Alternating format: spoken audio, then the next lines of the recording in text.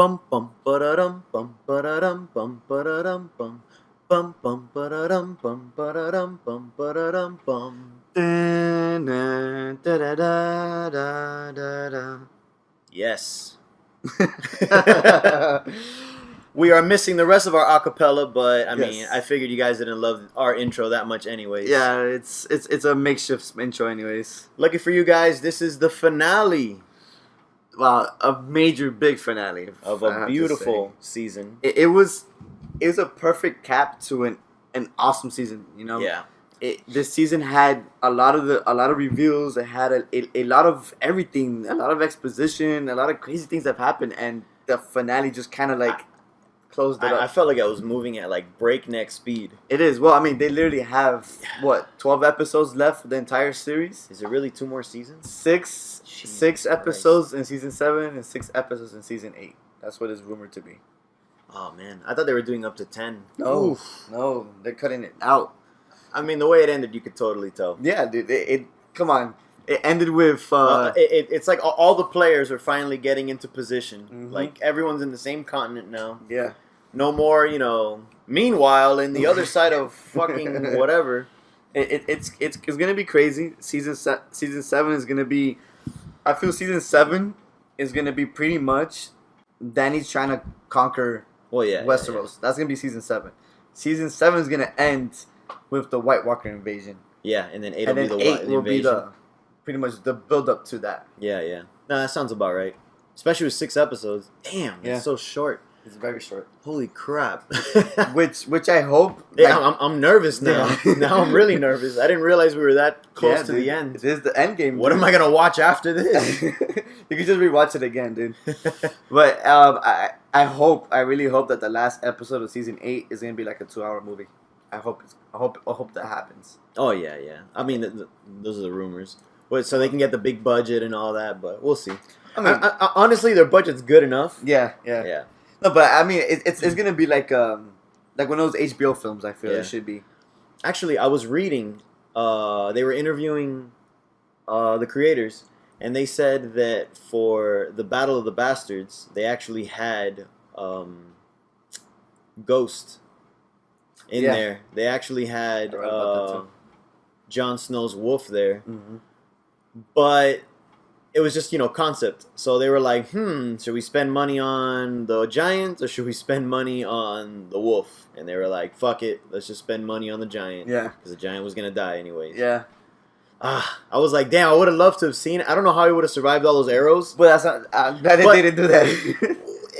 I mean, Jon survived all those arrows. His wolf could have magically dodged them, and I think it would have been more scary for us because those wolves have been dying so freaking quickly. And lately. that's why I'm glad they didn't do that. I would have been holding my nuts like, don't do it. But it still would have been cool to see him rip some throats out. Like that would have been like Rob Stark's wolf was always in the battle with him. Yeah, it would have been a cool throwback to his brother. The way his brother fought. I'm glad they did that because they didn't do it because I don't want another wolf to die, man. These wolves are like already almost extinct, dude. They're on the danger list. Yeah, but that's the thing. If it would have had their way and the money they wanted, the wolf would have still lived and would have still got some sweet kills. Yeah, but oh well.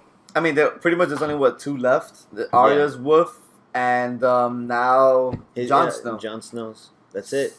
Like there's 2. That's crazy, man. Ghost and Nymeria. And that's crazy, man. Nymeria is nowhere to be found yet. I feel like she's got a part to play still, especially that cool name. Yeah, my theory is because I've heard this theory and I agree to it. I feel like the series is gonna end with Arya dying and her living out her rest of her life in the wolf. Yeah, but they never. In the books, maybe, because in the books, they actually do show that all the Starks have a connection to their wolf. And they could warg. And they would like dream that they are the wolf, and then when they wake up, like they'll dream that they ate a bird, for example, and their mouth tastes like metal because of the blood, and then they wake up, and then their wolf is eating a bird. Yeah. So they all had the connection, but the show has never brought that up. That's so true. The show won't go that route. As for the novels, whenever they're done in another 30 years, who knows? They're gonna finish it. Yeah, you're right.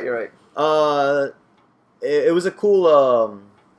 Yeah, dude, it was just a great episode. It was wasn't much action, honestly. No, but it was just But that's what you come to expect. How quickly all the pieces were coming together. Yeah, but that's what you come to expect from episode 10. There's never really that much action in it. Yeah, there's more like a wrap up. It's true, and there's always something epic that culminates. But it's strange. I love the last episode because it was like it pretty much quenched my thirst for blood in the show. Epic. But honestly, I felt more satisfied watching this one than the last one. In what sense? In that, like, I felt like fulfilled. Like I finished the episode and I was like, damn, I got everything I wanted out of that episode because they're closing up a lot of plot. Yeah, they closed. Like I was satisfied. That like yes, Well, we'll go through all the points that we loved, but like everything, it felt like the good guys were winning for once. Yeah, and at the same time, finally, remember we were asking who's going to be the next villain. Mm-hmm. That answered our question, which is Cersei. Yeah, Cersei totally got full power. Yes, which is going to be interesting because she's always been that kind of like pseudo villain. Right. You know what I'm saying? She's behind the scenes, but she's never been full-fledged. Yeah. Although this looks like she is the next villain. She looks like she's going to be, the new final boss. Yeah. now. It makes sense, though. It makes sense. It makes sense to make her the villain, for sure. All right. So let's get started. Again, since we're talking about Cersei, let's go ahead and get into the Cersei story. Well, yeah, that's definitely how it started. That's how the episode started, and I love how it was filmed. I got to say, I love the score, too. Right? The song that they were playing... But it was very, I don't know, like with the with like the children singing in the background. It was like an eerie, like creepy, yet soothing. It was really strange. Yeah. Like I'm listening, like where are they going with this? Is this supposed to be a happy song, a sad song? Yeah. But then as tension was building, I'm like, oh shit, yo, there was so much tension built. But that's what I loved about how it was filmed, dude, and how everything just kind of every little piece fell into something bigger, and it was epic how it happened. It was like. Oh, what are these little kids doing? Why? They're following the kids. What's happening? And then the kids pull out the knives, and I'm like, oh, shit. I did not see that coming, honestly. I thought he was trying to get him to safety. Yeah. Because I'm like, oh, this bastard's going to survive something again. But nope. Grandmaster Pycelle is Skeleton City. Yeah. It was great because the episode opened up, and I'm just like, damn, this feels very weird. This feels different. This feels... There's something off about it. It doesn't feel like a typical Game of Thrones episode. No. Even the previously on Game of Thrones part, it was different. Yeah. If you watch back the other episodes compared to this one, it was completely different. Previously in Game of Thrones was so different, and it kind of set up the theme and the way it was gonna feel in the beginning of the episode, which was how different it felt. Mm-hmm. I was like, I felt strange because like this is not really typical Game of Thrones. But it definitely started with a lot of tension, a lot of suspense, and it just flowed perfectly too. I loved it. She totally, I mean, with all the wildfire, the dragon fire, what do they call it? Wildfire. The wildfire. She turned into the Mad King. Yeah. Essentially, she finished what the Mad King had started. Yeah. But I don't think that's the end of the wildfire though. You think there's more down there? Oh hell yeah. Apparently, you're right. He did say he had it under all because Jamie did mention. City. Yeah. So she just blew up the one under the church. Yeah, the Citadel or something like that, whatever it's called. But it was crazy. The Sept. The Sept. Yes, it was crazy because the way the trial, and you're just expecting the trial. Yeah. You know what I'm saying? Like, oh shit, what's gonna happen? No, but then you see the mountain come and he holds the king back. Yeah, and you're like, whoa, why is he holding back the king? That's sketchy shit okay, right now. All right. And then this guy gets put into the dark corner and stabbed to death. Yeah, which was satisfying, to be honest with you. Oh, and I hated that guy. I felt very satisfied when I actually thought he was about to fight back. I mean, he did whack a kid, but you remember how he pretends he's a cripple? Yeah. Remember that one episode where he's like banging the chick and he starts doing these epic little yoga stretches to show that he's not crippled? And then he hutches down. It was like Yoda. Like Yoda when he's finishing with a lightsaber battle, he grabs the cane. He's like, oh. So when I saw the kids coming at him, I'm like, oh, he's about to start boxing some kids. Yeah. Nah, good thing he died. I hated that guy. It was fucking satisfying. He was a slob. Died. Yeah, I hated that guy. Fully hated him. And then the episode keeps leading into the whole court. Yeah. Whatever it was. And I didn't think he was gonna confess. I didn't think that was gonna happen. Oh yeah. What was his name? And they totally inglorious bastard him. Yes. The Knight of Flowers. Yes. So I was not expecting that. Marjorie's brother. Yeah, I was not expecting that. And it was freaking awesome how Marjorie discovered, like, yo. It's just too bad that she was trapped in there. But, I mean, she would have made it probably. She probably would have got a little burn or something, but. Yeah. She would have made it with her brother if they didn't keep him trapped. Exactly. Which was just pretty cool because she knows the game. Yeah. And like she realized like, hey, this is not right. This is gonna go somewhere. Shit's gonna hit the fan. And that's what I enjoyed about it. Like she was smart about it. You know what I'm saying? And it kind of culminates to like, oh, she's always been smart. You know, she's always known how to play the game. No, of course. That's why she teamed up with that church, anyways. Because she was playing the game. She was playing it just to free her brother, which is why she was so pissed that the brother got disfigured. But yeah, sadly, she died. I loved her. Yes, she always looked like Lola Bunny to me. She was very hot, from Space Jam. So I was always like, she has that bunny smile. Yeah. Oh well, Skeleton City. And then kaboom! Yeah, the big explosion happened. You saw the skeleton of the High Sept, which was fucking awesome. AKA the Pope. I mean, that was freaking awesome how that happened. Yeah, that reptile fatality. Yes. You just ripping to shreds. And I'm glad the Lannister cousin died also. Oh, yeah. He was freaking annoying. You know? Yeah, that was a cool little... I mean, we all knew he wasn't going to stop it. But it was still a cool little touch. Like, tension building. He's crawling up there. He's realizing all the green's glowing. And then, boom. Yeah, I think for me and for us in general, like I knew that wildfire was coming. Yeah, we were all talking about it, especially when Jamie brought it up again. Yeah, because they showed the flashback of burn them all, and he brought it up again. So, he brought him up, and then Cersei even says, you know, and I think when she was talking to the older Tyrell lady, what's her name? Olyana or something like that. Yeah. She was talking about like, oh, everyone's an enemy here. What are you gonna do? You're gonna kill them all yourself? And she's like, yes, I am. That's exactly what I'm gonna do. That's exactly what I'm gonna do. So it was the whole entire series was kind of like giving you little hints that this is gonna happen, dude. Yeah. I saw a compilation video of all the times Cersei said, I'm gonna burn them or I'm gonna kill them all. You know what I'm saying, like that. And she's literally said that a lot throughout the entire series. So it's a big kind of like callback to like, hey, we told you this is gonna happen. You just never really noticed it. I'm telling you, she's very Mad King. She's like a new sort of incarnation of the Mad King in a way. Yes, especially now, of course, with all that, with Marjorie dying, King Tommen. Oh, God bless his soul. Super suicide. That's what they call it, King's Landing, right? Oh, landed. I saw that somewhere. That was so funny. Too soon. But I mean, I knew it was coming. As soon as he saw and he walked away, I'm like, oh shit. That camera's on that window a little too long. And I'm like, he's about to jump. Boom.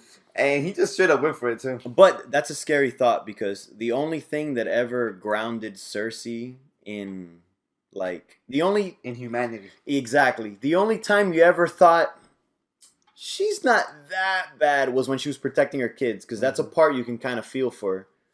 Like, she's like, oh, I do all these bad things for my child. And in the back of your mind, you're like, yeah, okay. Makes sense. But now with all three of her kids gone, essentially because of her, she's a loose cannon.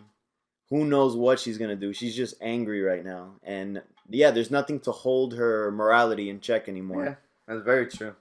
And Jamie noticed that too.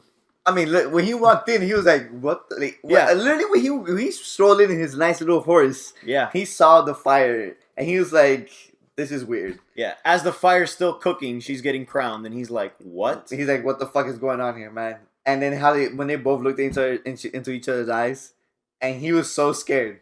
You could tell he was fucking scared. Yeah, he was like, "This isn't the woman I love," you know. Yes. Which brings us to the final prophecy, fulfilling the prophecy of her. Yeah. She's going to outlive all of her children. Yes. Check. And then the next check, next season, I'm sure, will be that you will be killed by your little brother. Which is not Tyrion. Just to clarify. Definitely not him. Because she's the older of the twins. Yes. So technically speaking, Jamie is the little brother. Very poetic. Very poetic.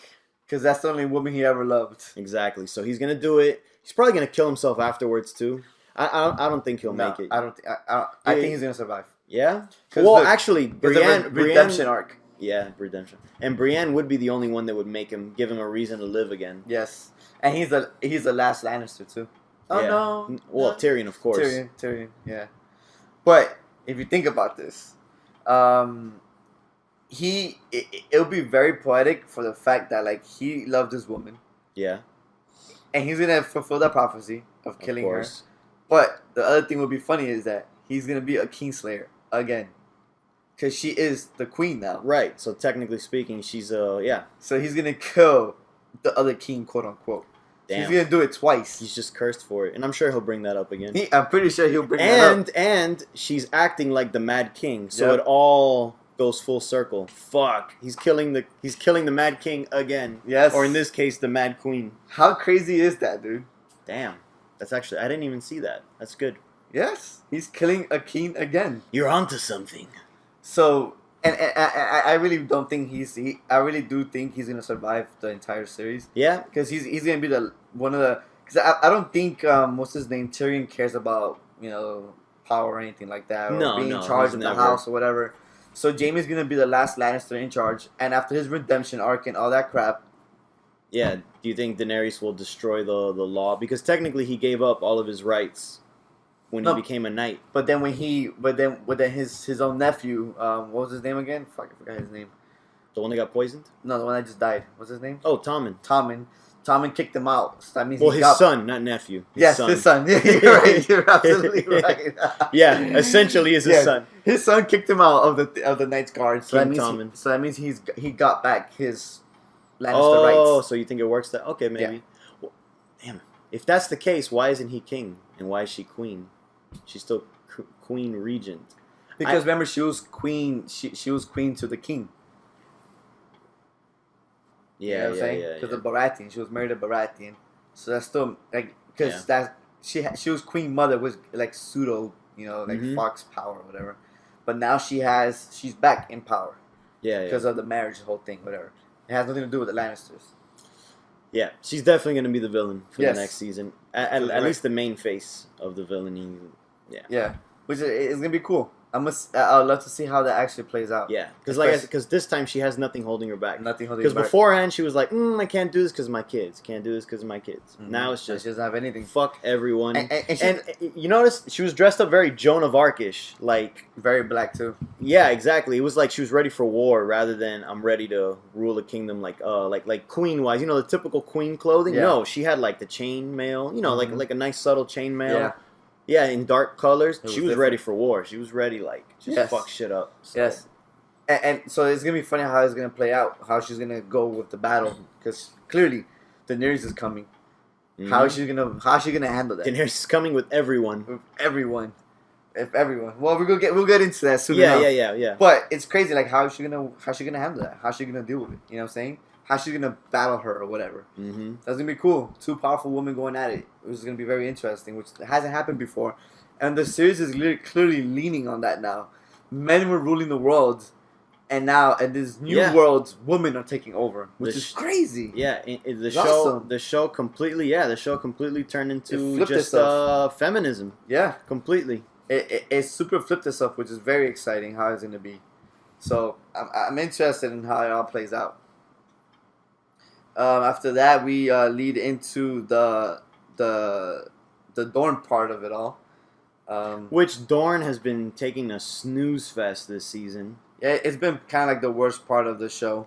Yeah, definitely. I would say the show in total, aside from the Red Viper, the rest of the Dorne stories have been a snooze fest. But the Red Viper was our introduction to that right. Family, that area. He was the best part. And he was the best part of it. But hopefully, now that they finally got their alliances going, because they allied with Marjorie's grandma, Olenna, which is a badass bitch that also has nothing else to live for except vengeance. And she has no family. Right. She's the end of the Tyrell line. Yeah. Literally the end. And she's smart too. She's super smart. Yeah. So they got her brains. I wonder how that's gonna play out though, because she's the end of the Tyrell line. But doesn't she technically? Yeah, she would probably still have sway with the armies, because it's not like all the Tyrells died. No, they all did. No, but I'm her talking about family. What I mean, yeah, family wise. But what I mean is like soldier wise and stuff. No, not that. She still has a sway in that. Yes, she technically is like the Queen Cersei. You know what I mean? She is. She's the queen of that area of High Garden. Of that family. High Garden. Yeah, But the thing is that's it. That's the end of her family line. Oh yeah, it's done. So once she dies, there's no more Tyrell. Yeah, they're done. Completely. It's crazy. That's also a crazy thing. Technically, the Martells are done too because the men are dead. It's just sand snakes, which are the sands. Is just like how Jon Snow is a snow. If you're if you're a bastard in the north, you're a snow. Yeah. If you're a bastard in the south, the Dorne area, you're a sand. Mm-hmm. And all those women, all of them, they're all sands. So technically, they don't have like Martell names. So they slaughtered so the Martells are done for the show officially. Yeah.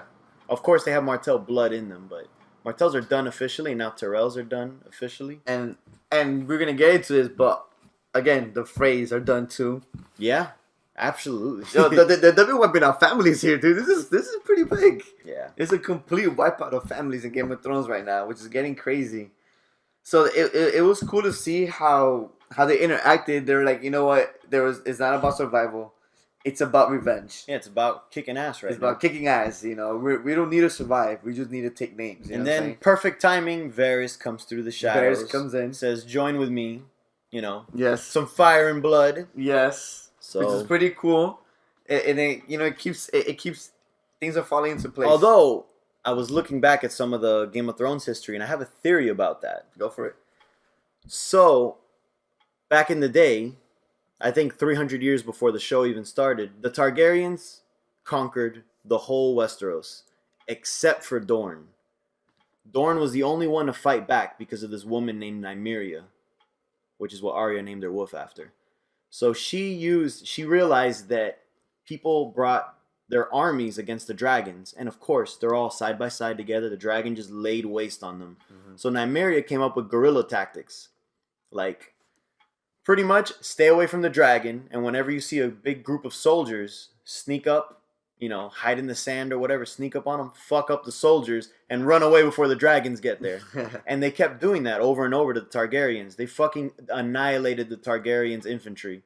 And then pretty much just said, fuck this is too expensive. I gotta retreat. Mm-hmm. And then they were never conquered. That's why their words are unbowed, unbent, unbroken.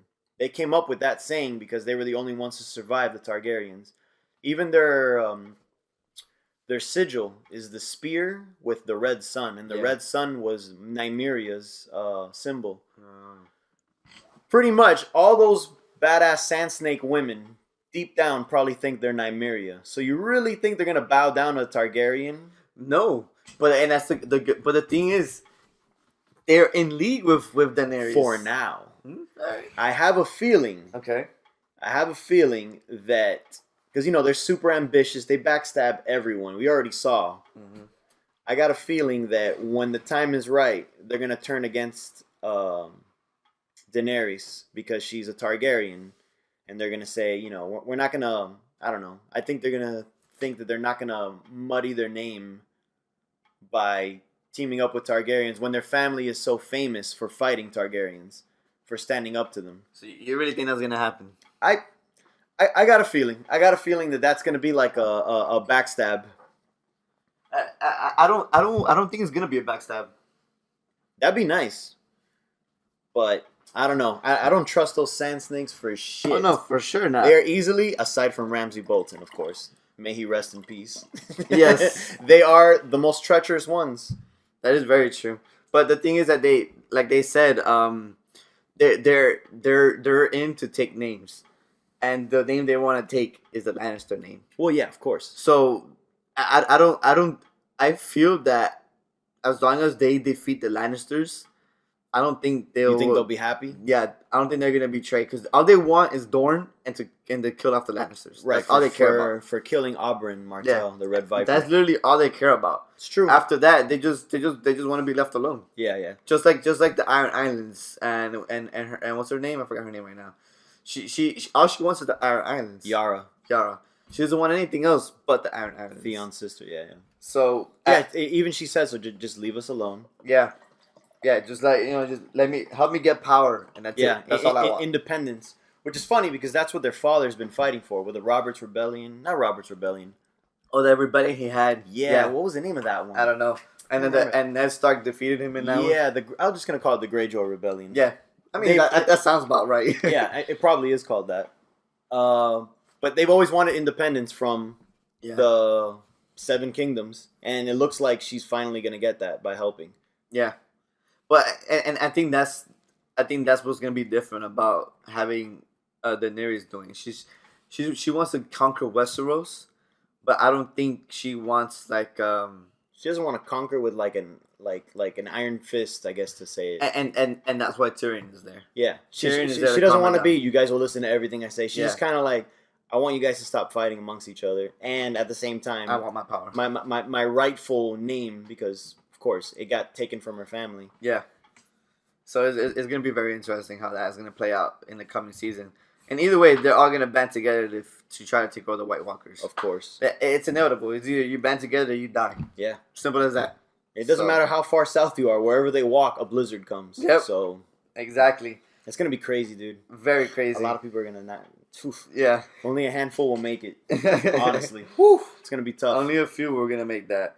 So I feel like let's go to the Sam and Gilly story, because that's a very quick glance. Oh yeah. It's super short. It's very passable. The library, beautiful. It was gorgeous. Beautiful. And I loved that, because I was wondering, when he's in that tall tower, I'm like, where the fuck is he getting this sunlight from? Mm-hmm. And you see that mechanism up top where they use the mirrors and it rotates. That was pretty sweet. Yeah. And I was reading that's exactly the same thing that you see in the Game of Thrones opening credits. The sphere that's the sphere that's in the opening sequences is the exact same thing. Okay, over. It's crazy. I'm gonna have to watch that intro again. Yeah, I do see some lenses. Like, I'm trying to visualize it in my head, and I do see some lenses popping over. Yeah, that's pretty. That sphere that's like a ball of fire or whatever. That's pretty much the exact same thing that's in the library. That's an awesome callback to it, huh? Or that's what they got it from. Yeah. Well, we'll see how that storyline goes, because you can clearly tell that they're all pricks. And they don't want the female. They don't want Gilly with the baby there. Yeah. He's not gonna handle that too much longer. So I wonder how that's gonna play out. He's gonna become the smartest one there, and who knows? But I wonder what's gonna happen to her though. Oh, well, they're probably gonna get some little house, some little cabin or hut or whatever, and be like, "Oh, babe, I'm off to work to study." That's what I figured. She's just gonna live life there. Yeah. But he totally had his biggest dream, because he's, from the beginning of the series, he's always a reader, always reading. He's been a bookworm. And then he saw that, and it was like, holy shit. I think he just came in that moment. Yeah. That was the biggest orgasm he ever had in his life. Made Barnes & Noble look like shit. Yes, exactly. and it's crazy how that little thing is that big, to be honest with you. That tower itself, it's huge. Oh yeah, I was gonna say that tower looked gigantic from far away. It goes all the way down too, man. It's a huge ass library. It's cool. It's crazy how big that crap is, dude. And he's probably gonna learn even more shit to fight the White Walkers. Yeah, I mean that in the end, wasn't that his goal? Yeah, exactly. You're absolutely right. That's what he wanted. And I'm sure there are books there that aren't anywhere else in the world. So he'll probably find more shit, more weaknesses. Because so far they just got dragon glass, and fire, and dragon fire specifically. And wildfire, I'm sure, because that technically is synthetic. That's crazy fire. Yeah, it's synthetic. It's napalm. Yeah, and that's very interesting now, because since King's Landing is full of wildfire, right? That's gonna play a pivotal role for the battle now. There's probably gonna be some self-sacrifice scene where someone's gonna blow up the whole city while they're surrounded. Who knows? Yeah. They might just do that. That's Jamie, crazy. No, man, don't give that to me, man. I keep thinking Jamie's gonna die. I really don't think he's gonna make it. Man, I think he'll fully redeem himself and kick the bucket somehow. But I guess we'll see. Man, no, I can't. I don't want that to happen, dude. Jamie has a. If anyone's gonna make it, it's gonna be Tyrion, because that's George R. R. Martin's favorite character. Yeah, that's very true. He has to survive for sure. It's inevitable. He's the perfect person to, I wouldn't say rule, but I guess be with the ruler. He never wanted power either way. Yeah, never, ever. So it's just like Jon Snow. Jon Snow never wanted power either. No, he's great. So after that, we're gonna go into the phrase. Those fucking phrase. I love the part when the phrase to me are a family of Joffreys.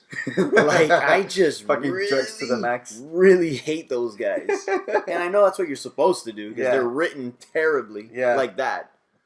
Even Jamie was like, "You fucking sick piece of shit." I was about to say that right now, dude. I love that line that Jamie said to him, dude.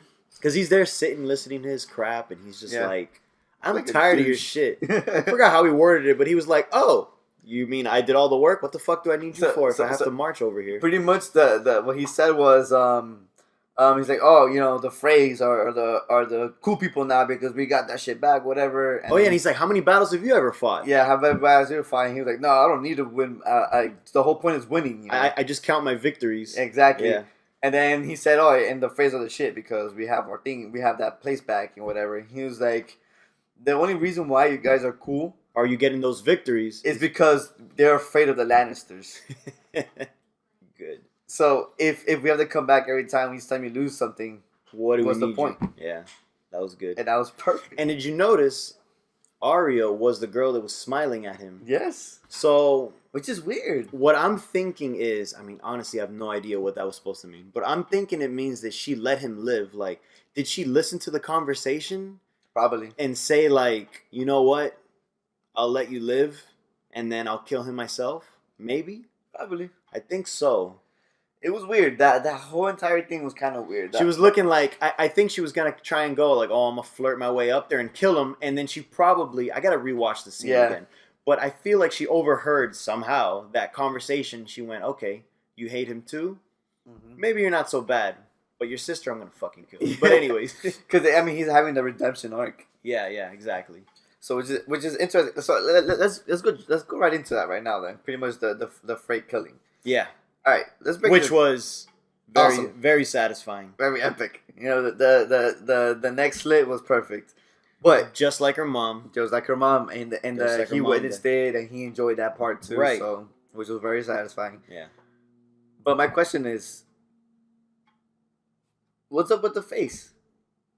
Oh, her using the face, yes, right? I don't get it. You know, I was having a conversation with someone at work about that, and I don't know. I thought it was you have to steal the face from the Hall of Faces, or whatever they call it. Yeah. And you wear it. But someone told me, no, it's an ability. It's like a magical ability that you learn where you could just constantly start swiping. It's not a specific face you steal from it. It's almost like whatever face is in that hall at the time, you have the magical ability to pull from it. Like a server that you take from, you know? And I was like, I don't know. They haven't really gone into how the face, what magic ability works. When you meet Jaqen, and at the end when he's telling Arya, here, get this coin or whatever. Right. And he did pull off like 3 faces off of his face. Yeah. So that part makes complete sense. Yeah, it's magical. It's not like, oh, let me put 5 masks on my face right away. No, it's clearly magical. But Arya's not a faceless man though. No, but maybe she learned it because she wasn't killed, and Jaqen even smiled as she was leaving, kind of like, "You are worthy now, or you're ready now." That's the whole thing. I don't get her plotline this season, dude. I don't understand. It's cool to watch where she's gone finally because she got the skills. Mm-hmm. She's getting her revenge. She's crossing off names off her list. Hell yes. But now we just want to know how. Yeah. Maybe next season they'll explain more into it. Maybe she'll run into someone and they'll say, oh, how does that work? And she'll talk about it. But yes, I was also very confused as to how the masks work. But I'm almost positive that it's magical in properties and not, let me steal this mask and let me take it with me and then I'll use that specific face all the time. Like Mission Impossible. I don't think it works that way. But it's still, her plotline this season has been so fucking weird. Well, yeah, like I said before in the previous podcast, she reminds me a lot of Daenerys. It was so much backtracking. It was like she was going nowhere. But finally now, like Daenerys, she's finally moving forward. Yeah. It was like they just needed to filler her in. They didn't want to remove her from a season completely like Bran. Yeah. So they just had her kind of just dragging along. I get that. But the thing is that it was just annoying to watch. Yeah, her plotline has been so fucking weird. Like, okay, I get it. She was going through her training. She was doing all this shit. And then she gets punished for being selfish. Yes, whatever. Blind. I get it. You know what? Do it. But ever since she ran away from the faceless men, right? Uh-huh. And then the next episode, she was like nothing ever happened to her. Living life, walking around, tossing money, you know what I'm saying? Looking at the scenery and shit like that, walking all happy. When like the last episode, she was scared for her fucking life because she knew someone was gonna come after her. Right, but she already killed the one chick that was coming after her. I know, but I'm saying that from that moment on, her plotline has been so weird because it's so out of character. She gained her confidence again. She was lost because she was no one. She didn't have courage or anything because she was scared. She was no one. Now that she's like, you know what? I'm Arya Stark again. I know what I want. I know what I need, and I got my needle back with me. Like. That was like her armor. Her Arya Stark persona was her armor. And you could tell she was totally lost without it. Like, she was struggling the whole time with that stupid plotline, you know? Yeah. Now that she got it, she feels like she's God. And she has the skills of the Faceless Men, clearly. Like, yeah, definitely. So, yeah, I just took it as that. She just lost herself, needed to find herself again. It just took 2 seasons to do it. And then now she's back, and with a vengeance. But I think it's going to backfire on her eventually. Why? I think she's gonna go too full into like vengeance and like angry, and then I don't know how she'll react when she sees family. Like, let's just say, for example, she runs into Sansa or anything like that. How will she react? She's gonna be like, death is all I know now, you know, because I've just been crossing names off my list. So I don't know. I feel like that's gonna backfire on her. She's not gonna know how to turn off her killing. Like, you could tell she really fucking enjoyed it. Yes, she did. She was smiling about it, too. Yeah, exactly. She's like... And she just looked out into space, kind of like she was dazed by it. Like, she was really... So, that, to me, was... It was cool to see this fucking Frey asshole finally die. But it worried me. I was like, ooh, this looks like she's going too far. Yeah. I think. Okay. I feel like if she does meet her family, she's going to be kind of weird about it. But I feel that they're going to use the hat to their advantage. They're going to use her ability to their advantage. That'd be nice. She could be anyone. Arya, please. Sneak in, infiltrate, and assassinate. And I think that's what's going to happen, dude. She's going to be that badass chick that's fucking murking people from behind the scenes, you know?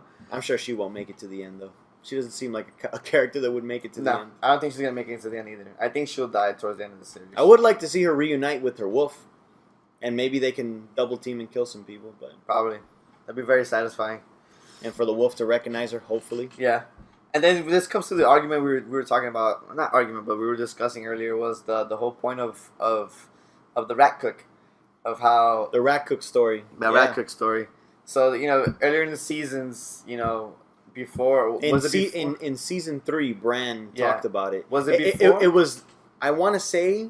It was right after the Red Wedding. Right after the Red Wedding? Okay. All right.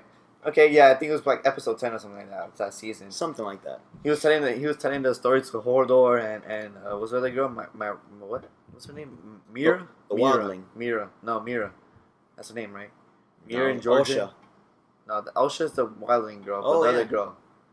His friend, the one who's with him now. The Reeds. I know that's their last name. The Reeds. Let's say the Reeds, right? He was telling them the story of the rat cook, of how like he killed the king's son and fed the king his own son in the pie. He fed the king the prince in the pie. Yeah, the prince in the pie. And the king ate it and loved it and asked for more. And asked for more, right? And he ate that too, whatever. And he the gods punished him and turned him into a rat. So one of the Reed kids was like, hey, but the god's gonna be doing it to everyone who punishes. Gonna punish every murderer or something like that. And then Bran. And Bran said no. The god didn't punish them for killing for feeding the prince to the king. He got turned into a rat because it's pretty much the rule of like you can't kill a guest under your own house. Right. You know what I'm saying? So the gods frown upon that, and that's the reason why he got turned into the rat. Which is what the phrase did with the Red Wedding. With the Red Wedding, and that kind of was what happened to him. And I want to say, when Bran said that story, it immediately cut to Walder Frey and Roose Bolton, like, just chilling and celebrating. Yes. I want to say that's what happened, I think so, too. So to even further foreshadow it. Yeah. So this part put that scene full circle. Yeah. That scene makes sense now. It makes complete sense. You look 3 seasons back and you're like, that's a nice story. But I remembered something like that, yeah. Yeah. When I watched that scene, I was like, "Oh, this pie eating cannibalistic scene sounds really familiar." Yes. And you're right. It was Bran that said the story. Very foreshadowing. Very foreshadowing. And he literally ate his kids. Yeah. Because there was a piece missing from the pie. Yeah. He was chopping. This is good. What did you put in here? But your kids, they are here. They're right here. Oh, yeah. That was really creepy, too, because she was so happy about it. She was so happy, dude. She was smiling like, what do you mean? They're here. And it was so weird. I'm like, dude, who is this girl saying these things to her? And it was Arya. The ones that she killed, actually, were the one that stabbed Robb Stark's pregnant wife and the one that slit Catelyn's throat. So those were, if any phrase were guilty, those were the two most guilty ones. And those were her sons that were in that little siege earlier in the season with the blackfish. Those pieces of shit. They were the lamest kids ever. Yeah, they even looked like slobs. The way they dressed up with their stupid caps. They looked so doofy. They were so dumb. Yeah. Sneaky. So it was perfect how that ended up turning. You know, he ate his own kids, satisfied that story that was earlier in the seasons. Arya got her kill. Yeah. Arya crossed another name off the list. It was perfect. It was just, again, like you said, it was full circle. It completed every little thread that happened in the series. But I gotta say, dude, what's up with that bullet train? What's up with that bullet train, man? Okay, so I thought the same thing, especially with Varys. Okay, especially with Varys. Let me jump to, let's talk about Arya first. So Arya went from Bravos, all the way to the Twins, which is where the Freys are. Yes. If you look at it, it's not that bad. It's like saying, let's just say Bravos is London. Okay. That would mean Florida is the Twins. Okay.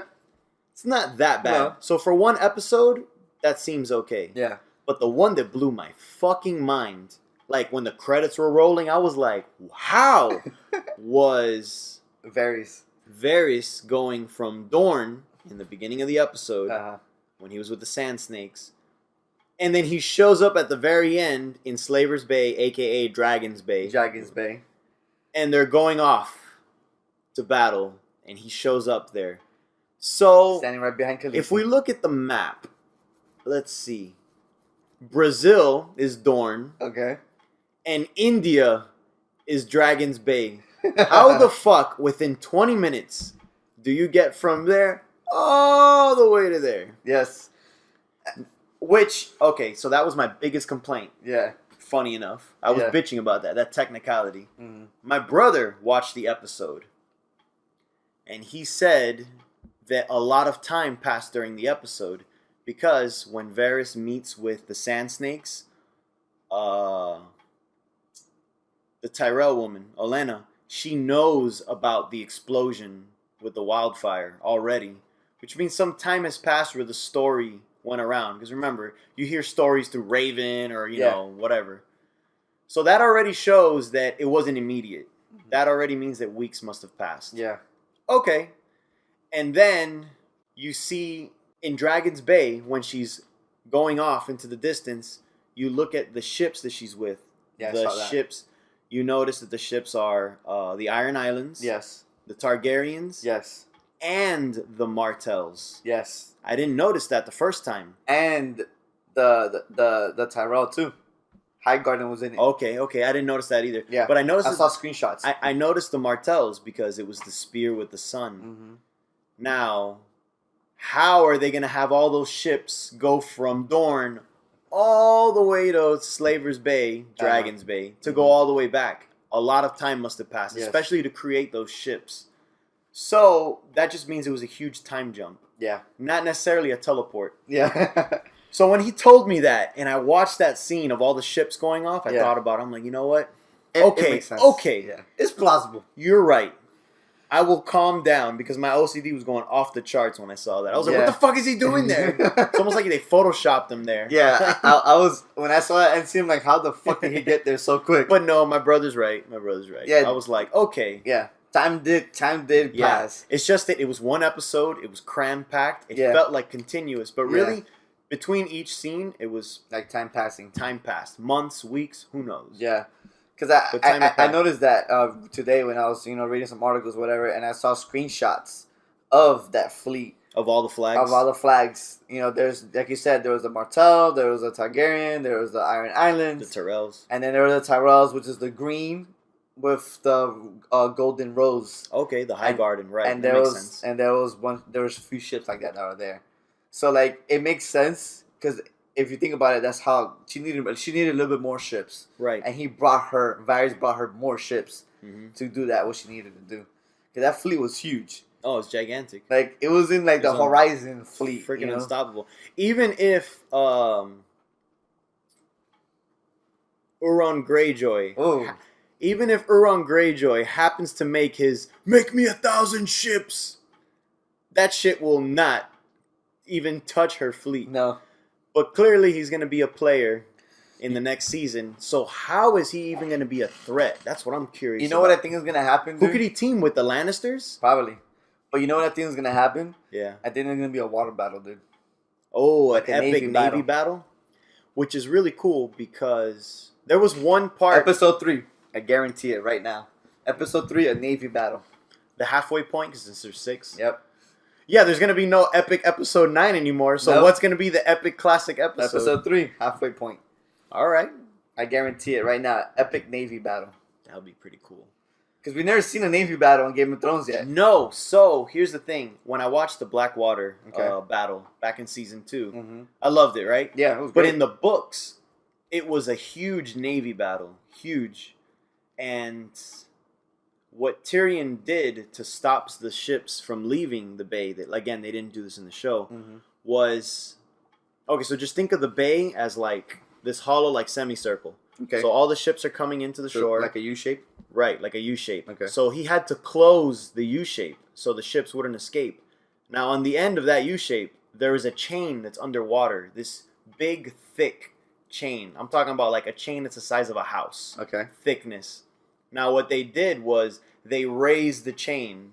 So if ships try to leave, they would get clotheslined by the chain and get wrecked. And that's what Tyrion did.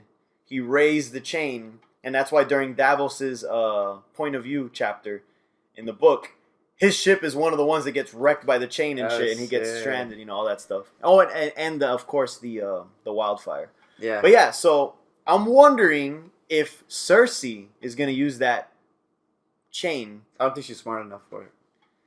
Because when I heard about that in the books, I'm like, man, and now that you mentioned naval battle, I'm like, bigger budget, naval battle, less episodes, so they can cram the budget in better. Maybe they could drop that chain in there since it's fully naval battle. That'll be pretty sweet. Yeah. I guarantee you that's going to happen, a Navy battle. That'd be cool. But for ships, which is going to lose, they're going to be like half our troops. Yeah. Man, that's crazy because even with the Lannisters, even with the Greyjoys, like Euron Greyjoy, I mean, I don't see them standing a single fucking chance against. Oh, of course not. They're going to lose. It's inevitable. But there's going to be an epic Navy battle. And she's going to probably lose half her troops on that part. Yeah. Because, look, if you think about it, the Dothraki don't know shit about naval battle. The only ones who are proven naval battle is what's this guy's name? The Greyjoys. The Greyjoys. Yara and Theon. They're the only two that kind of know naval battle. Especially Yara. Yeah. Yeah, especially her. So, everybody else doesn't know shit about naval battle. So... I'm sure Tyrion can throw in a few things here and there. For sure. But yeah, Tyrion is he's a genius. Yeah. But he's their master tactician. Yes, but it's going to be a crazy battle, dude. Yeah, and she's going to lose a lot of her forces in that. Well, we'll see. I hope so. It's going to be a crazy scene, man. I'm telling you. Guarantee you, episode 3, a Navy battle. Guarantee it. So, now we move on to Bran's flashback. Oh, yeah. Oh, yes. Oh, how can I possibly forget? Dude, you cannot forget that one. The moment we've been waiting You cannot forget that. So Bran goes back to the moment, the Tower of Joy. Yes, Tower of Joy. Dude, honestly. Oh, so which is funny. Just a quick little detail. Okay. When his dad was going up the steps, he turned around again. Yeah. Even though he didn't say the name this time. Yep. Because he had said it already, and time... He can't alter the past. He can't. The past already happened. He just goes in and plays his part. Yeah. So, okay. Anyways, I thought that was a nice touch. Yes. But anyways. So, before we get into the flashback. Of course. Benjen was there. Yes. Cold hand Benjen. So you were right. He is just a white. Yeah. He is. But he's alive. Right. He's just zombie mode. Yeah. See, I thought he was part White Walker, but no. You're right. He is just a white. Yeah. And I guess now Yeah, he mentioned that he can't go past the wall, which is interesting because you said the wall is infused with magic. Now I'm that wondering, doesn't allow the dead to go through. So the White Walkers are gonna do some epic ice mumbo jumbo to the wall to diffuse that spell. That's probably what's gonna slow them down till the last season. Or the simplest thing is that Bran's gonna let him through. Oh, to do the whole. Because remember how Bran fucked up, and they got into the three-eye Raven cave. Oh, because it was infused with magic. Oh, because he's got that stupid GPS on his arm. Yeah, it's possible. But the thing is, there's another thing I was thinking about earlier today. All right, so you remember how I think maybe season 2, season 1, some shit like that. When Jon was at the wall, there was a white inside Castle Black. Oh, you're right. Yes, remember they burned down. That's where he burned his hand and everything, and he rescued Mormont. And that is what's bothering me right now. Because there was a white in Castle Black. So is it that they could? That's where they stop, but they can't go to the other side. So crossing the border is what they kills them. Yeah. But if they reanimate on the other side, they bypass the spell. I'm not sure. And that's what I'm curious about. Well, I guess we'll find out. Because you're right. I was just thinking that. I'm like, oh, so the whites can't move, so it's just White Walkers. But yeah. Did we discover a plot hole? Oh, we'll see. George R. R. Martin's gonna be like, no! It takes me 20 years to write my books. There are no plot holes. It's curious. I was thinking about that earlier today. It's magic. You don't gotta explain shit. It just happened. It's the excuse for fantasy everywhere. Yeah, exactly. And so back to the Benjen part. You know, I felt he was a little bit wasted. You know, but he came back and then that's it. Yeah, but I think it was more of a setup because he even said, "My battle's not over." Yeah, we'll meet again or whatever. Yeah, I'm sure he'll be in it again. But I wish they would have spent some time with him, like them conversating about shit. I'm sure there was, but they didn't have the time to show it. Yeah, but I wish they was, dude. I really wanted more Benjen. Yeah, you know, we spent 5 seasons waiting to see what happened to Benjen. We finally get him back, and he had a total 5 minutes screen time? He's a zombie with 2 sentences. Exactly. It sucked, dude. It sucked. I like the guy. Hey, Bran.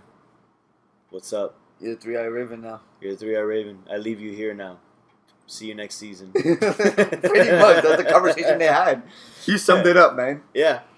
It was kind of frustrating to see that. Like, I wish there was more Benjen, dude. I wanted more Benjen.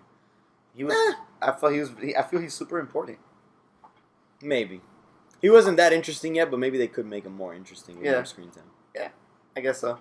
So, because I like the interaction he had in the beginning of the show, you know. So with that whole thing, in the season 1 when he had when he was conversating with Jon Snow and stuff like that, you know, I really enjoyed that interaction he had with his nephew.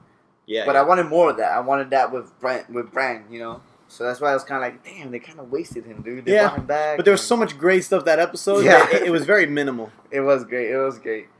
So then, Bran go ahead and plugged into the Matrix. Yeah. And, essentially. And saw the Tower of Joy scene, which I was so fucking excited when I saw it, dude. I was so excited. When he went back, I'm like, it's happening. I was like, yeah. I looked around at everybody. I'm like, it's happening. And everyone's like, what are you talking about? I'm like, it's happening.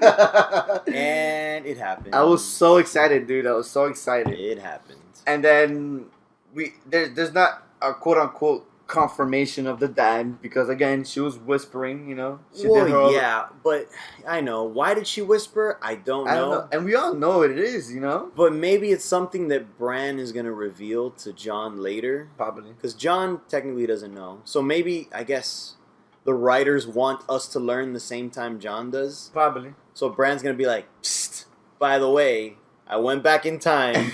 And don't ask me how. And you're totally a Targaryen, dude. Fire and blood, man. And plus, and also, your mom is Lyanna Stark. Yeah. Just to let you know. So you are Stark. And it'll be like, oh, my father wasn't my father, and he was honorable the whole time. Yeah. But that was awesome to see. It was awesome. But even though you say there's no confirmation, we already know. The cinematography confirmed it, though, because they close up. They do a close up on the baby, and then it immediately cuts to Jon Snow's face, and that's where the whole King of the North scene comes up again. Why would they do that camera cut? Obviously, it's him. Yeah, it's just Sure, it's 99.9% confirmed. We're just missing that 0.1. Yeah. From whatever that whisper meant. But either way, because she said, pss, pss, pss, pss, pss, pss. Promise me, Ned. Whoa. No, she said. What I heard. Pss, pss, pss, pss, pss, pss. They're gonna come after him. Okay. Yes. Protect him. Yes. Promise me. Right. Exactly. You're right. You're right. Which he meant Robert Baratheon. Yeah. His vow to kill all Targaryens. Yeah. Yes. So that pretty much. I also think she was. So the story that everyone is told around Westeros is that she was kidnapped, and now I guess if that's revealed, people are gonna think she was raped. But I think it was more love. I think it was a love story. I think she told them that. I think that was her whisper. Like, hey, I ran away with him. You know, I loved him. Yeah. Exactly. This isn't a child of rape. This is a child that I love. This is mine. Maybe. And his name is Jon. Oh yeah, name him Jon because how else did he come up with a name? Yeah. Okay, maybe. He's protect him or whatever. Because they're gonna come after him, protect him. Yeah, that's it. Promise me. Loved it. Promise me, Ned. Promise me. It was a fucking perfect scene, dude. Perfect scene. And his face was, and you could tell Ned's face was like his face of shock. Because he did all this shit to get back his sister. And he's like, just got like a bomb dropped in his head. And he's like, after all this, she dies in front of me and gives me a kid that is her. Which is a love child, not a rape child. Right, a love child. But also it's her. Like, he's like, I lost my sister. This is the closest I'll ever be to my sister again. Which is why he loved Jon Snow so much. Like, if you rewatch scenes of the first season, man, I miss Ned. Yeah, I know, dude. If you rewatch scenes from the first season, he loved him. He, like, Yeah. And he defended him, and I love that scene. The last thing he said to him was like, when we come back together, I'll tell you who your parents are. I'll tell you who your mother was. Your mother was. Which is kind of like saying, like, the way he said it is like this remorseful, loving way. Like, Like, right, it's a sad story. Yeah, it's a sad story, and it means a lot. So, I'm gonna tell you about it, man. Get ready for it. It's good. So it was perfect, dude. That scene was amazing. Watching it in this part now, I'm glad we didn't get it in the episode that we thought we were gonna get it. How come? It was so much more satisfying to see it at the end in the finale, with everything coming together, with him being claimed king in the North, with all the pieces being put into play. It's more satisfying to hear the revelation, although we all knew it. Yeah, of course we did. Yeah, it was more satisfying to hear it there than in the third episode. Yeah. So, I want to say. Again, so let's put it like this. For the naysayers who say that it isn't, right? One, you had Targaryen guards, King's guards, the best fighter in Westeros. Right. Protecting Lyanna Stark in the Tower of Joy. The Sword of the Morning. Yes. That's what they called him. Yes. Which is the right-hand man of Rhaegar Targaryen. Yeah. Okay? He was supposedly the greatest fighter of all time. Yes. Like, even of the people all here now. Exactly. So why would Rhaegar leave his best man when he was going into battle? Why would he leave his best man behind to protect Lyanna Stark in Tower of Joy?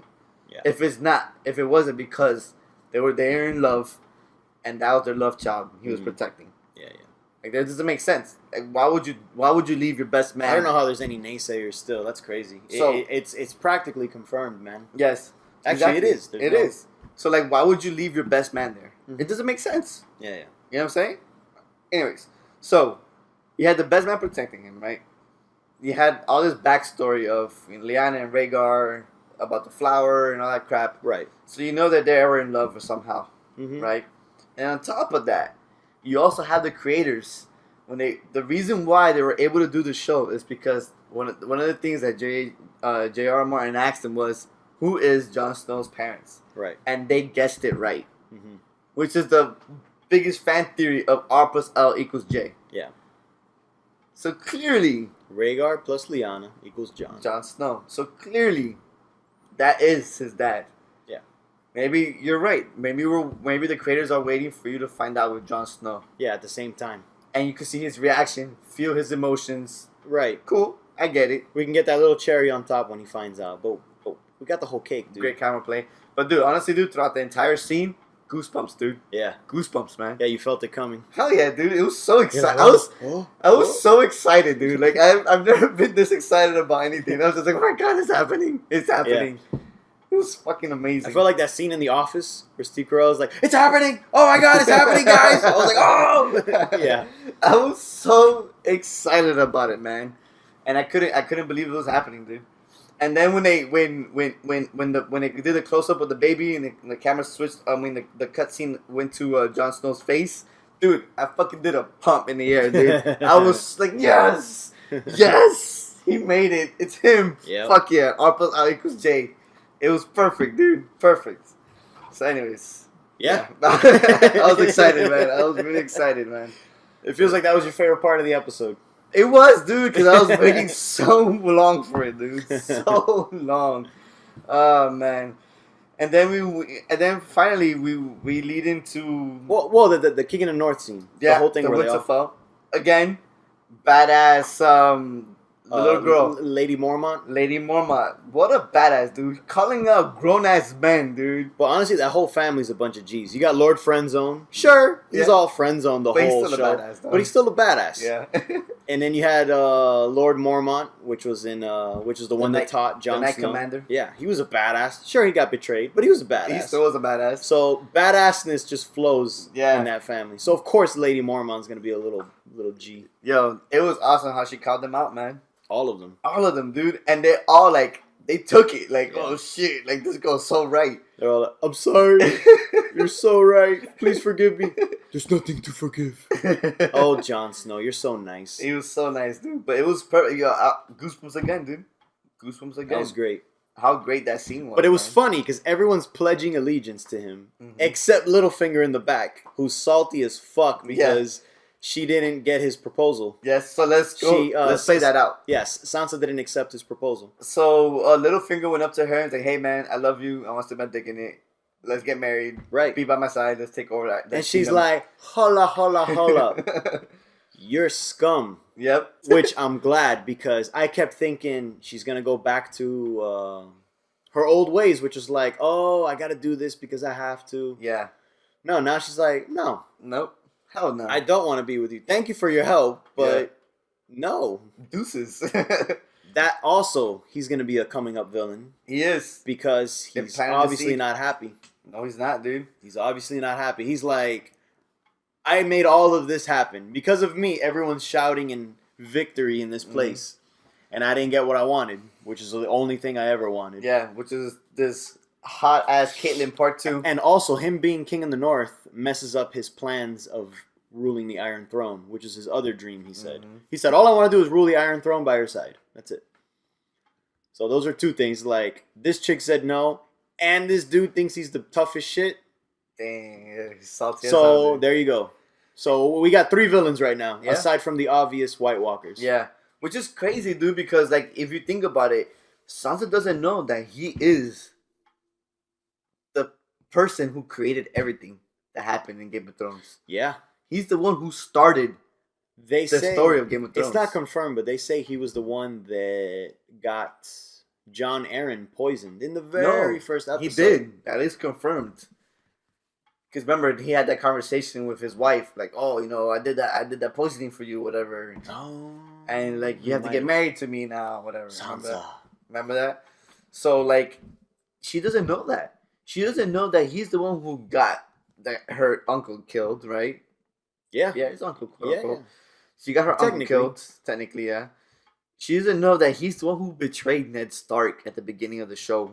Yeah. Because he's the reason why Ned got hanged. I mean, head chopped off. Yeah. So, like, he is the reason why her family is in such a disgrace. It's such in, like, disarray. Yeah. How crazy is that, dude? And she doesn't know that yet. None of them do. Now, she knows he's crafty. She knows that he's in bad... You know, he's an enemy. Mm-hmm. I'm sure come next season, she'll start telling Jon, like, hey, we got to be careful with this guy. We got to somehow get rid of him and keep his army. Yeah. Somehow. Which is going to be crazy because Littlefinger owns that fucking kid. Yes, he does. Which is insane. Little Aaron. Yeah, the little pushover boy. Yeah.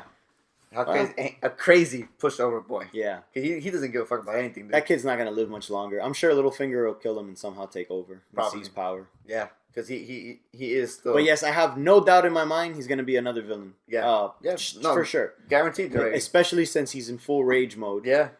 And it was salty as fuck in that salty. corner. Because you could tell, like, when everything was happening, Sansa was happy about what's happening. Like, she was smiling. Right, and then she looks over to him. And she looks at him, she's like, oh, shit. Yeah. Oh, you're not jumping for joy? Yeah, you're staring at me with these killer eyes, dude. Yeah. And she's like, oh, shit, like, I have to be careful now.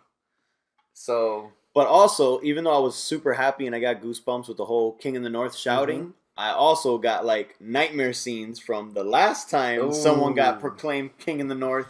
It ended pretty terrible for him. The Wolf King. Yeah. So hearing, King in the North.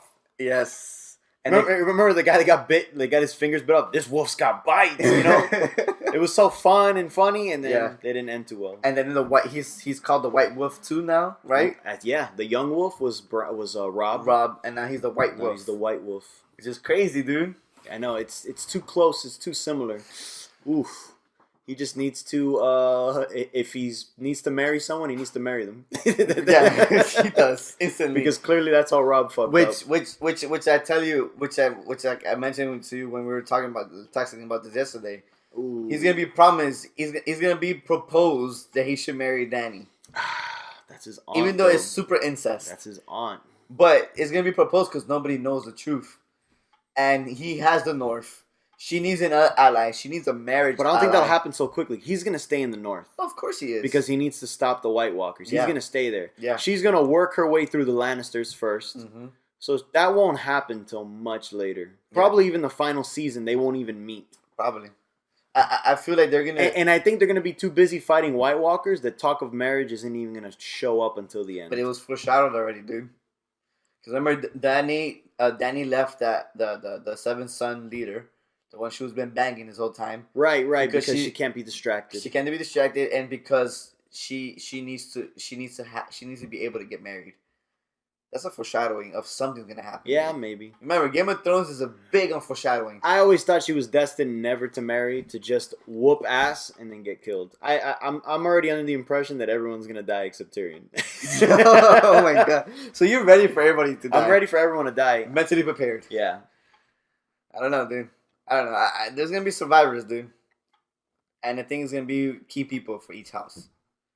Because you can't wipe out all the houses, dude. No. But clearly some houses have been wiped out already. Yeah, like we mentioned before. Yeah. Some houses have been owned. Of course there's going to be a Stark. Yeah. Of course there's going to be a Lannister. Of course there's going to be a Targaryen. One or the other. Yeah. I think it'll be Dany or Jon. I don't think both of them will make it. I think they're both argue, dude. Because again, it comes to the other thing of like they're gonna the whole thing is that there's gonna be 2 more dragon riders, right? And I think it's gonna be Tyrion and Jon. Maybe Tyrion. I know Jon for sure. Maybe Bran. No. Although Bran's technically maybe Bran. Maybe he'll warg into it. Maybe yeah. That's true. That'll be his new Hodor. Oh, yeah. Rest in peace. God bless us. Rest in pieces. Pour one out for our homie, man. But yeah, it's going to be interesting, dude. The next few seasons are going to be really, really good. And what else? That leads us into... Just Dany. Oh, that final scene we talked about with all the ships. Everyone's ready. Yeah. Everyone's there. Everyone is there, dude. Oh, you know who's left out? Who? Who's still going to be in that continent? Lord Friendzone. Mormont. Oh my gosh, she left him behind. Jorah Mormont. No way. What's gonna happen with him? Yeah, that's another plotline I didn't. They might. Oof. But he's turning into a stone man. A stone man. But they have to end it. They have to end his story somehow. Like maybe he'll hear that she's kicking ass over there, and he'll go over there. Or I just thought about this right now. What if he takes over the Stone Man? Yeah, but supposedly, when you go full Stone Man, you lose your mind. It's like, I don't know, in Fallout, the feral ghouls compared to regular ghouls. Mm-hmm. You either look like a zombie and you could talk normal and you have intelligence, or you're just like mad cow disease nuts. So supposedly, when you're full Stone Man, you lose it. You just have no control. You're like 28 days later zombie type shit. So, yeah, he's going to be turning... And of course, with time traveling so quickly, like we already said, that maybe weeks have passed, he's probably like turning more and more. So by next season, if he shows up, he's gonna be like almost full. Yeah. But I'm wondering, they gotta end his story somehow. They can't just say, "Oh, Goodbye, Jorah. But the crazy part was that she literally left him, dude. Yeah, she totally left him. So why would we follow him? I know, unless he becomes relevant again, unless some character's there. Exactly. Yeah. Who knows? You know what I'm saying? That's a plot line that didn't really complete itself. And Game of Thrones this season has been really well completing plot lines. Yeah. And setting up other shit. Yeah, we'll see. I'm sure he'll get a tiny scene just to close it up. Yeah. But perfect season. Yeah. I think so far it's been the best season so far. I actually thought it was, It was the final episode. It was a pretty spectacular. I wouldn't say it's a perfect season because we had a lot of gripe with Arya's story. Oh, that's true. Yeah, we had a lot of problems with Arya's story, especially with her getting shanked and being stupid. Yeah. So it's not perfect. It's not perfect. I would take a point off. I would give it a 9 out of 10. Just because Arya's story to me was the weakest. Yeah, I will agree to that for sure. Close to perfection. Close to perfection. 9 out of 10. I do agree with that score, man. It sounds about right. It sounds really right. But again, great season, man. I had so much fun watching it. Yeah. I won't be starving for the next episode now. I don't know what to watch next, honestly, dude. I'll probably start watching Vikings now to get that fix. To try and get your medievalish ish. I need that fix, man. It's the reason why I haven't started watching it yet, because I needed that fix. It's a good idea. Yeah, man. But till fucking April. And it's 6 episodes, not 10. Oh God, I'm not gonna make it. Yo, I hope Game of Thrones doesn't give me that crap of like 1 week 1 episode, 2 weeks another episode. Oh, like 1 week, 1 week yes, 1 week no. Nah, who knows? Dude, I don't want that, man. HBO wouldn't do that. HBO doesn't even give a fuck about holidays. They show their shit on Sunday, even if it's like, what was it? Veterans Day or something? Really? I don't remember that. There was a holiday on a Monday, and none of the main shows, like AMC or none of that, none of them showed their stuff. Game of Thrones showed their shit anyways. They don't give a fuck. Hey man, people need their Game of Thrones, dude. That's right. Game of Thrones waits for no one. You can't upset your fan base, dude. Anyways, that about wraps it up. That wraps it up, guys. I give the season in total a 9 out of 10. And I do agree with that rating. 9 out of 10 sounds freaking perfect. And Arya's story was the weakest part of the entire season. It brought it down. It had a good ending. It was just it was a satisfying ending. It was just a really hard to watch journey. Yeah. Yeah. And the fact that she wasn't herself, like it was out of character. That's one of the reasons why I didn't like it. You know, it was weird. It was very, very weird. I don't know why. I don't know why they did it that way. Man. But yeah, 9 out of 10 sounds like a great score, man. All right, guys. We enjoyed it. So I hope you enjoyed this podcast, guys. If please follow us on Instagram, Twitter, Snapchat. Send us a message. Let us know what you thought about the season. It was a very big season for a lot of things. Let us know your theories, what's going to happen. And keep in touch, guys. All right, and let's hum it out with our final... One last time. One last half completed acapella since 2 are missing. Till next season, guys. Bum bum ba-da-dum bum ba-da-dum bum ba-da-dum